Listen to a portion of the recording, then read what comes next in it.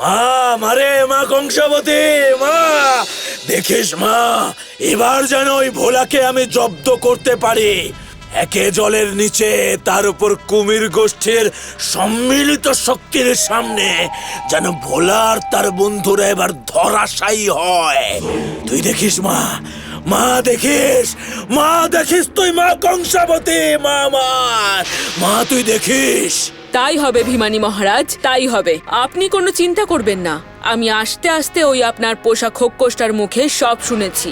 আমি আপনাকে কথা দিচ্ছি, আপনি আমাদের যে ক্ষমতায় বলিয়ান করেছেন সেই সকল শক্তি উজাড় করে আমি আর আমার সৈন্যরা ওদের ওপর এমন আক্রমণ করব যে ওরা চাইলেও প্রাণ নিয়ে আর পালাতে পারবে না। ভুল করছো রানী কুম্ভীরা।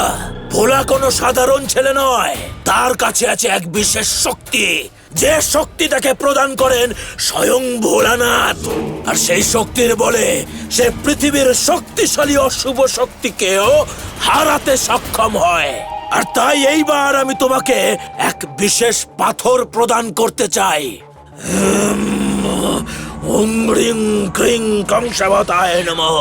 ওং হ্রিং। এই পাথর যতক্ষণ তোমার কাছে অক্ষত থাকবে ততক্ষণ তোমার বা তোমার সৈন্যদের শরীরে বইতে থাকা অশুভ শক্তির প্রভাব কখনো কমবে না।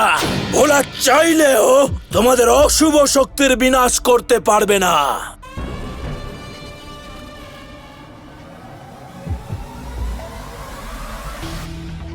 জয় ভিমানী মহারাজের জয়।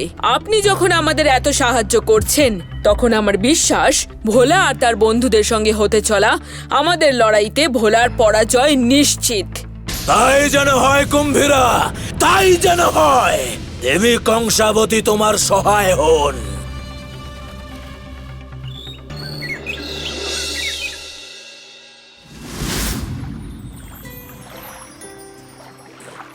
এই পাতা খেলে কি হবে মাছ বন্ধু?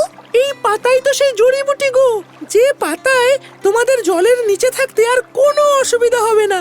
কই দাও দাও দেখি, তাহলে আমরাও সব খেয়ে নিই।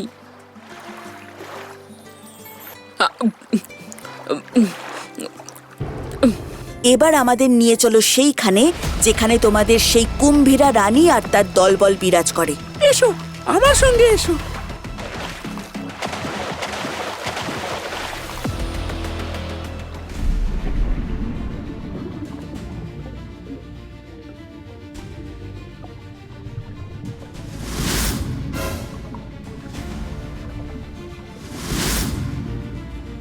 ওই যে ওই মহলই হলো কুম্ভীরার মহল, কিন্তু ওখানে সবাই ঢুকতে পারে না, কারণ যেই ওই মহলে প্রবেশ করতে যায় বা ভুল করেও যদি এখানে চলে আসে তাহলে ওই কুমির সৈন্যরা তাদের হয় মেরে ফেলে না হয়তো খেয়ে নেয়। তাই নাকি? দেখি ওরা তবে কেমন খেতে পারে আমাকে। সাবাস ভোলা, আগামীকাল সকাল 9:30টায় সান বাংলায়।